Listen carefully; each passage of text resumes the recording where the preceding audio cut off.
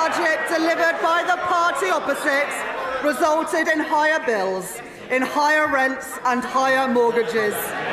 And Mr. Speaker, it was not the wealthy who suffered most when they crushed the economy, it was ordinary working people.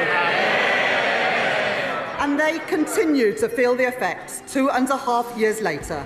Labour's Chancellor came out swinging. In just a few brutal lines, she exposed years of Conservative destruction. No holding back, no mercy. What you just heard was a complete dismantling of the Conservative legacy. Live, brutal, and devastating. If you're tired of political spin and want more no-nonsense breakdowns, smash that subscribe button now. Let's dive into the chaos. The Spring Statement 2025 wasn't supposed to be explosive. It was meant to be a calm update on Britain's finances, but Rachel Reeves, Labour's Chancellor, came to the House armed and ready for battle. What triggered the eruption? A relentless takedown of the Conservative Party's mini-budget disaster. In her own words, Reeves declared, "The mini-budget delivered by the party opposite resulted in higher bills, in higher rents and higher mortgages."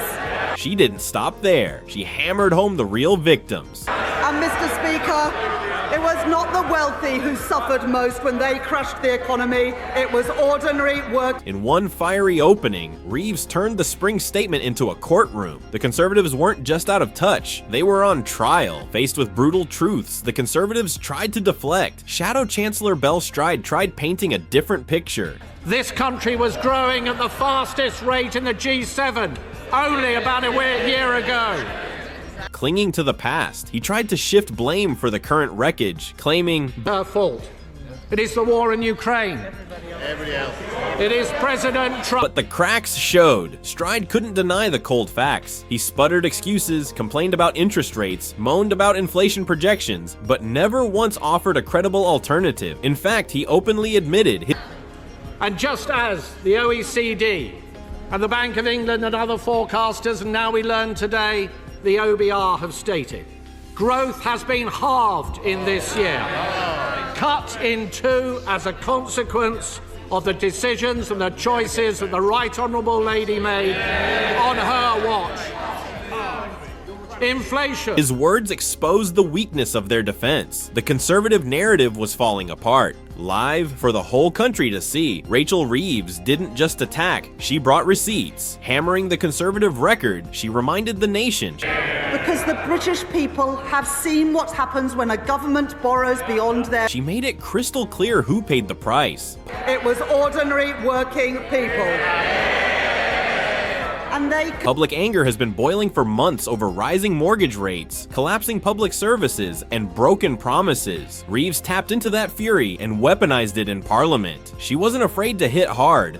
After the last government doubled the national debt interest... After they doubled the national debt interest payments now stand at £105.2 billion this year.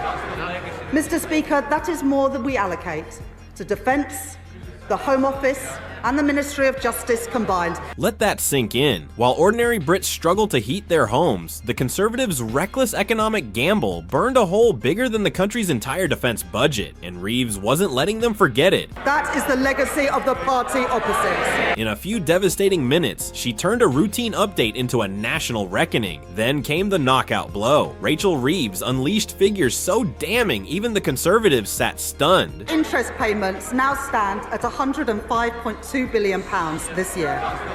Mr. Speaker, that is more than we allocate to Defence, the Home Office and the Ministry of Justice. She exposed the full scale of Conservative economic wreckage. But Reeves wasn't finished. She announced, "I can confirm that I have restored in full our headroom against the stability rule, moving from a deficit of £36.1 billion in 2025-26 and £13.4 billion in 2026-27 to a surplus of £6.0 billion in 27-28, £7.1 billion in 2028-29 and a surplus of £9.9 billion in 2029-30. That compares to the headroom left by the previous government of just £6.5 billion. That means we are continuing to meet the stability rule 2 years early. building resilience to shocks in this, a more uncertain world. And with that, she demolished the myth that Labour couldn't manage the economy. Even more brutal was her searing reminder. The party opposite left a £22 billion hole in our public finance. This wasn't vague political mudslinging. It was a detailed, cold, statistical autopsy of Conservative incompetence. Live, in Parliament, broadcast to the nation. Belstride tried one last desperate attack, accusing Labour of betrayal. And she said she would not move to more than one fiscal event a year, and she just has. But Reeves shrugged it off with calm devastation. That the only emergency budget we have seen in recent years was in response to the party's disastrous mini-budget. A mini-budget that crushed the economy, sent mortgage bills spiralling, and left a 20... She accused them of fantasy economics. You can't object to the tax increases and support the money that we've invested in our public services. And to say otherwise, I'm afraid, is fairy tales and the magic money tree.